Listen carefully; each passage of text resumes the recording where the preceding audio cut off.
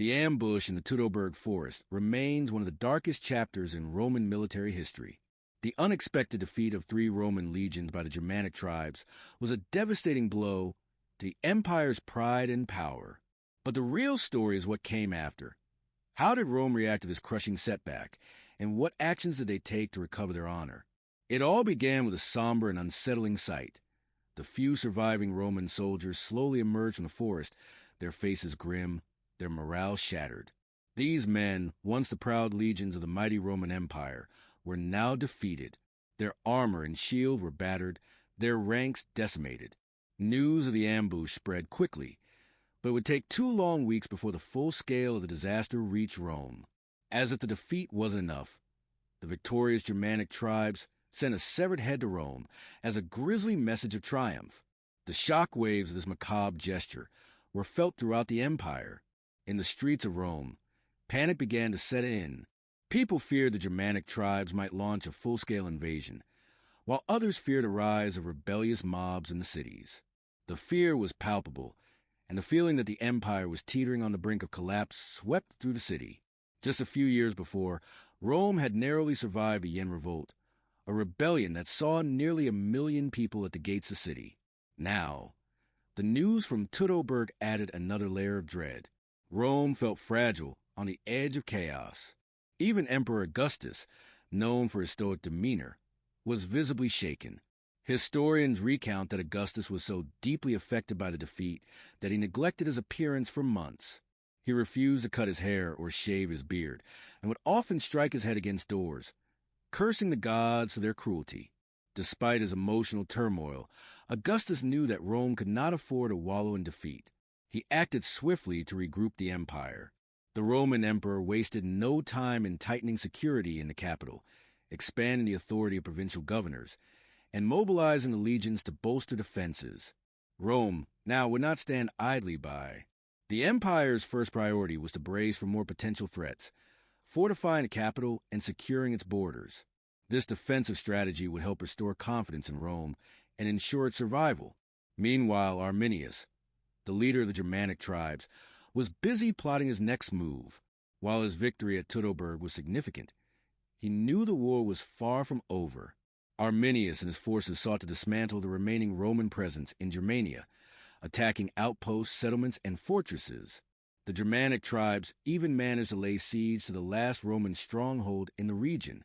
Despite the bravery of the defenders, the Germanic forces suffered heavy losses. Then one stormy night, the Roman defenders managed a daring escape, fleeing across the Rhine, abandoning their fort for the Germanic tribes to loot. However, as the Germanic tribes attempted to cross the river to push deeper into Roman territory, they were stopped. Roman reinforcements had arrived, and the defenses along the river were reinforced. The Germanic tribes soon realized that continuing their advance into Roman lands would be too costly. With the Roman military recovering and the Rhine secured, the Germanic tribes retreated, unsure of their next move. The once united Germanic tribes began to fracture. Arminius, who had once been hailed as a hero, found himself at odds with his former allies. A Cherusci noble, seeking power for himself, formed a pro-Roman coalition, and Marbod, the king of the Marcomanni, refused to join the rebellion. These internal divisions weakened the tribes, and their opportunity to threaten Rome was lost.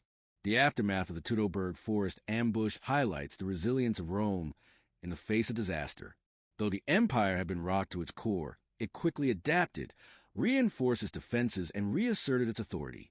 The Germanic tribes, emboldened by their victory, lost their unity and failed to capitalize on their advantage.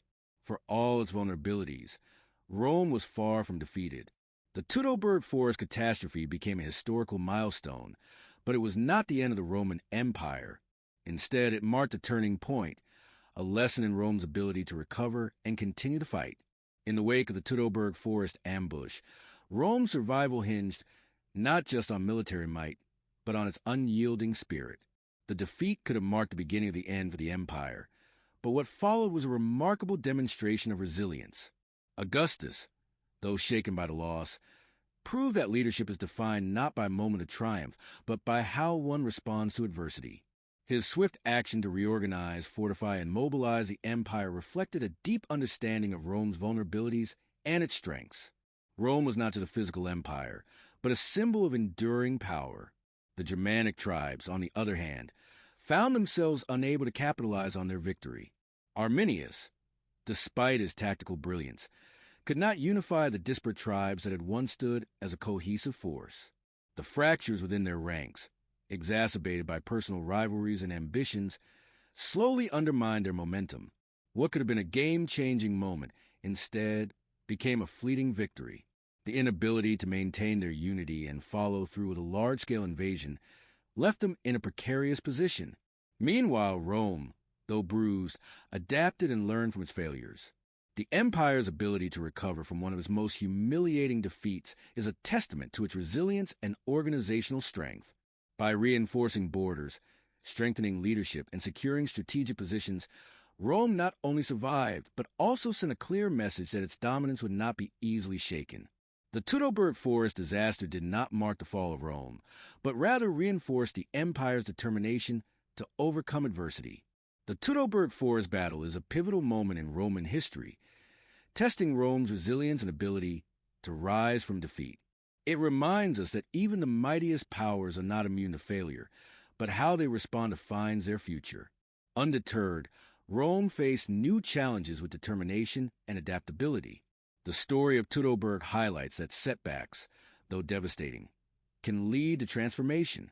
Rome's legacy proves that greatness is not defined by victories alone, but by the strength to confront adversity and emerge stronger.